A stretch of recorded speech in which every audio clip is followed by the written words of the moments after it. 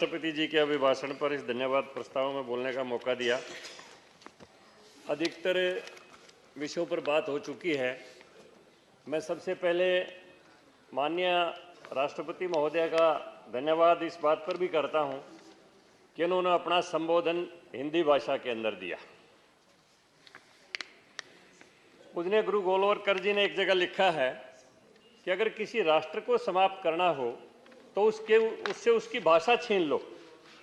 अगर वो भाषा से कट जाएगा तो अपने साहित्य से कट जाएगा, साहित्य से कट जाएगा तो अपनी संस्कृति से कट जाएगा, और भाषा, साहित्य और संस्कृति से कट जाएगा तो अपनी राष्ट्रीयता से ही कट जाएगा। और जिस देश की राष्ट्रीयता नहीं रहेगी वो राष्ट्र समाप्त हो जाएगा। इसलिए मैं तमाम मातृभाषाओं का आदर करते हुए, जितनी भी हमारी मातृभाषा है देश की, उनका आदर करते हुए राष्ट्रपति जी का धन्यवाद करता हूं कि उन्होंने अपना भाषण, अपना उद्बोधन हिंदी भाषा के अंदर दिया। मेरा विषय, मेरी पार्टी की तरफ से कहा गया कि मैं सोशल जस्टिस पर कुछ अपनी बात करूं। मान्यवर,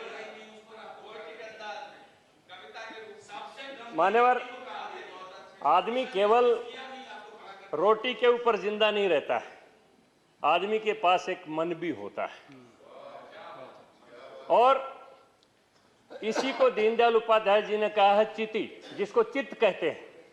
आदमी भूख को कठोरता से बर्दाश्त कर सकता है, शारीरिक चोट को भी बर्दाश्त कर सकता है, लेकिन मन के ऊपर जो चोट लगती है, उसकी आस्था के ऊपर जो चोट लगती है, उससे आदमी तिलमिला जाता है।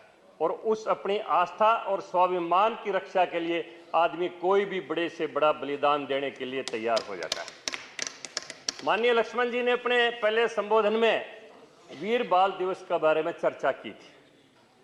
2 नाबालिग साहिबजादों ने किस तरह से अपनी आस्था को बचाने के लिए अपना बलिदान दिया, ये इतिहास के अंदर पन्नों के ऊपर दर्ज है। मैं एक और वीर बालक की चर्चा करना चाहूंगा। वीर हकीकत राय का जिक्र आता है इतिहास के अंदर। जब उनको कहा गया कि हकीकत नाम है तेरा, तू समझता नहीं हकीकत को, तू उल्टा जा रहा है छोड़कर राह तरीकत को, कुफ्र को छोड़ दे पाक कर ले नियत को, गुनाह धुल जाएंगे ले मान अकाम शरीयत को। यहां और आकबत दोनों जहां में सुरखरू होगा, नहीं तो ये देख ले तलवार होगी और तू होगा। 12 साल के हकीकत राय ने क्या जवाब दिया कि तुम्हारे पास ताकत है, मेरे पास है आत्मिक शक्ति, तुम्हारे पास खंजर है, मेरे पास है ओम की भक्ति। ये वो दिल है जिसमें ज्योत परमेश्वर की है जगती, करो तुम लाख कोशिश जो कभी पत्थर को नहीं लगती। तुम में इतनी तो हिम्मत है, मेरा सर तुम उड़वा दो, लेकिन बहादुर तब जानो जब मेरा धर्म तुम छुड़वा दो। मान्यवर, आस्था के ऊपर जब चोट लगती है, यह सबसे बड़ी चोट इंसान के ऊपर होती है।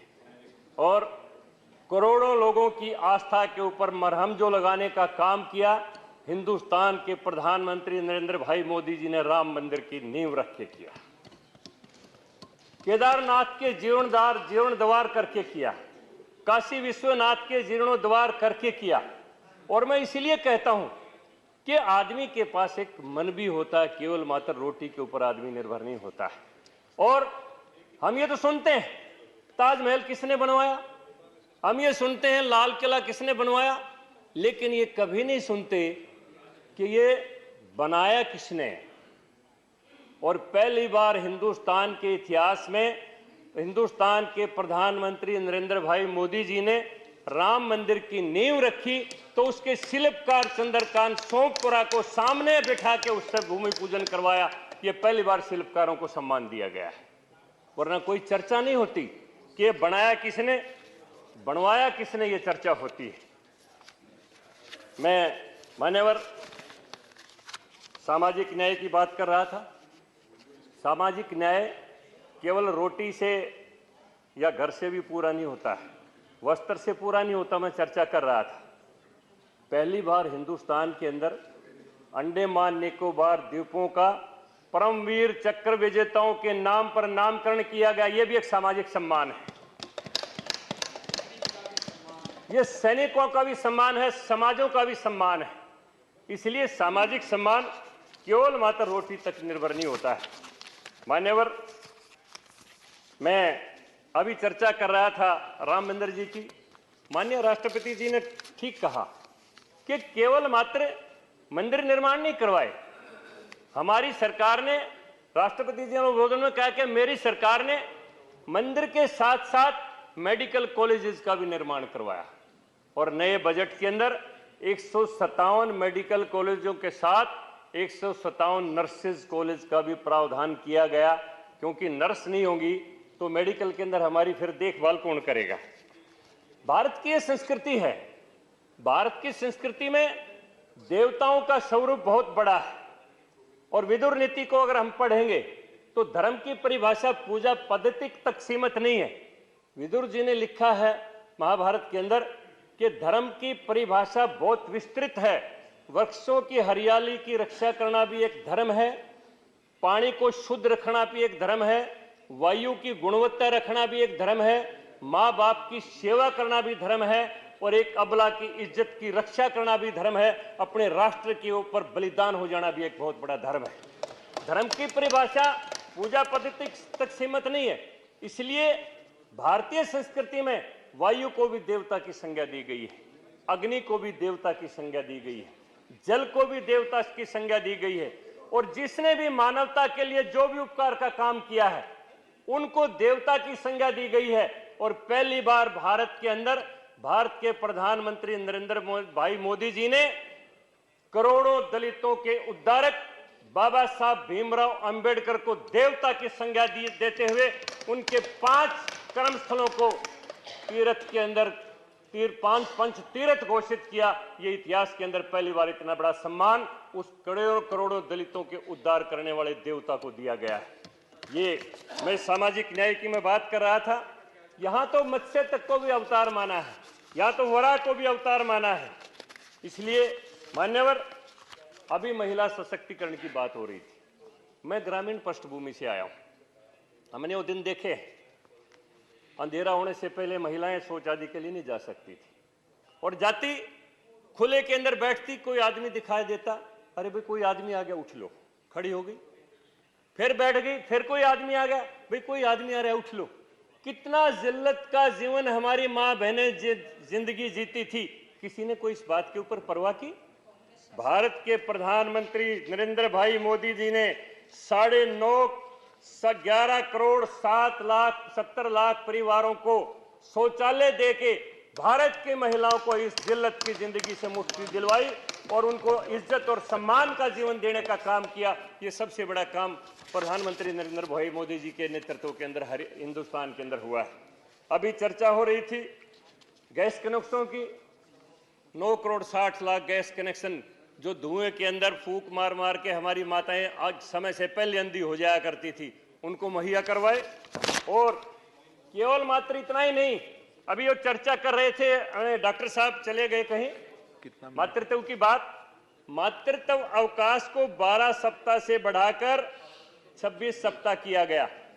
मैं मान्यवर एक बात कहना चाहता हूं कि लंबे समय तक हिंदुस्तान के दलितों को, पिछड़ों को एक सब्सिडी के जीवन के ऊपर आधारित करके अपने वोट बैंक के रूप में परिवर्तन करने की कोशिश की गई कि मैं समय आएगा तुम्हें कन्यादान की राशि दे देंगे, तुम्हारे स्कूल को बच्चों को स्कूल में बस्ता दे देंगे, तुम्हें 3 रुपये किलो चावल दे देंगे, तुम्हें 2 रुपये किलो आटा दे देंगे, 12 रुपये किलो दाल दे देंगे, 15 रुपये लीटर मिट्टी का तेल दे देंगे। प्रधानमंत्री नरेंद्र मोदी जी ने कहा कि सब्सिडी सहारा है, सब्सिडी समाधान नहीं है। मैं लंगड़े को लाठी के सहारे नहीं चलाना चाहता, मैं लंगड़े को टांग लगाना चाहता हूं ताकि वो अपने पैरों के ऊपर खड़ा हो जाए। इसलिए इस मौजूदा बजट के अंदर जो प्रावधान किए गए दलितों को, पिछड़ों को, आदिवासियों को उठाने के लिए, वो हिंदुस्तान के इतिहास में ऐसे जो प्रावधान किए गए वो पहली बार किए गए हैं। और सबसे ज्यादा जो आदमी को प्यारा होता है वो अपना घर होता है। मान्यवर, आदमी घर की बड़ी चाहत होती है। पहली बार 7 वर्षों के अंदर 2,79,00,000 घरों का निर्माण किया गया और 2023-24 के अंदर 66% बजट में बढ़ोतरी करके 79,000 करोड़ रुपए का अतिरिक्त प्रावधान किया गया। ये हिंदुस्तान के अंदर पहली बार इस बार ये बजट के अंदर प्रावधान किया गया। इसलिए मान्यवर, मेरे जिम्मे था तो केवल मात्र सामाजिक न्याय के ऊपर बात करने की, लेकिन मैं शिल्पकार समाज से ताल्लुकात रखता हूं, मैं विश्वकर्मा समाज से ताल्लुकात रखता हूं, इसलिए मैं वो अपनी बात कहना चाहता हूं। कंक्लूड भारत के अंदर क्या रहा? आपका समय खत्म हो रहा है, आप कंक्लूड करें। मैं 1 मिनट में बस अपनी बात को समाप्त कर दूंगा। आज तक शिल्पकर्मा विश्वकर्मा परिवार के जितने भी वंशज हैं, उन वंशजों के हाथ को काम देने के लिए क्या किया गया? कोई स्किल डेवलपमेंट के लिए योजना नहीं चलाई गई, कोई नए हुनर उनके अंदर विकसित करने की योजना नहीं चलाई गई, कोई उनको विदाउट कोलेटरल गारंटी देने के ऋण देने की योजना नहीं चलाई गई, कोई उनके उत्पादों को एमएसएमई के साथ जोड़ के, उस चेन के साथ जोड़ के उनकी बिक्री की व्यवस्था नहीं करवाई गई। पहली बार भारत सरकार के बजट में देश के करोड़ों विश्वकर्मा वंशजों को, देश के शिल्पकारों को आर्थिक, सामाजिक, शैक्षणिक और तकनीकी रूप से समृद्ध बनाने के लिए प्रावधान किए गए हैं। मैं भारत के प्रधानमंत्री नरेंद्र भाई मोदी जी का, माननीय निर्मला सीतारमण जी का इसके लिए धन्यवाद करता हूं और हम सदैव इस बात के लिए भारी रहेंगे। आपने जो मुझे समय दिया, बहुत बहुत धन्यवाद। धन्यवाद झंगड़ा जी।